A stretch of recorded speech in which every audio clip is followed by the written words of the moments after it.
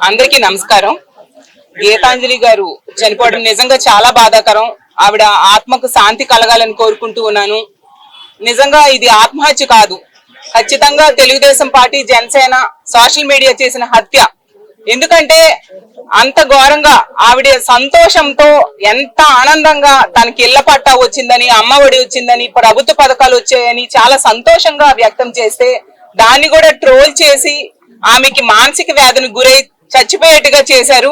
ఇంత దుర్మార్గులు ఎక్కడా ఉండరు. అది జనసేన, తెలుగుదేశం పార్టీ సోషల్ మీడియాకే చెల్లింది. ఎంత ఘోరం అంటే చనిపోయాక కూడా వాళ్ళ తెలుగుదేశం పార్టీ అఫీషియల్ వెబ్సైట్ లో పెడుతూ ఉన్నారు. చూడండి, చదివి వినిపిస్తాను.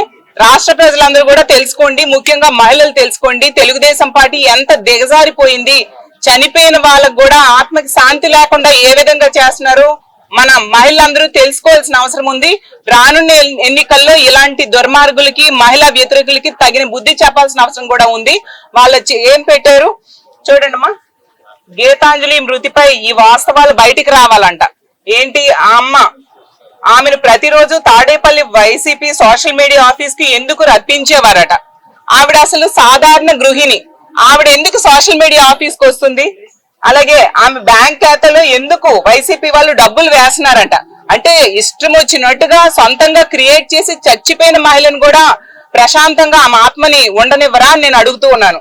అలాగే ఆమె ఫోన్ కాల్ రికార్డ్ ఎందుకు బయట పెట్టడం లేదంట. అలాగే తెనాలి స్టేషన్ లో ఆమెతో పాటు ఉన్న ఆ ఇద్దరు ఎవరు? Tenali railway station CCTV footage ఎందుకు బయట పెట్టడం లేదా? అంటే తెలుగుదేశం పార్టీ అఫీషియల్ గా పోస్ట్ చేసింది. చచ్చిపోయిన మహిళను కూడా ఇంత దారుణంగా ట్రోల్ చేస్తూ ఉన్నారంటే వాళ్ళు ఎంత దుర్మార్గులో అర్థం చేసుకోవచ్చు.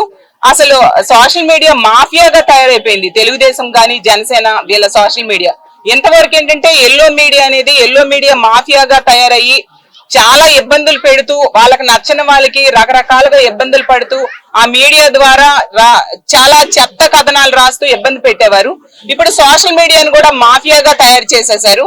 ఈ ఐటీడీపీ అనేది నిజంగా ఒక ఐసిస్ టీడీపీగా ఒక ఉగ్రవాద సంస్థగా ఈ లోకేష్ తయారు చేశాడు. అతనే దీన్ని నడుపుతున్నాడు.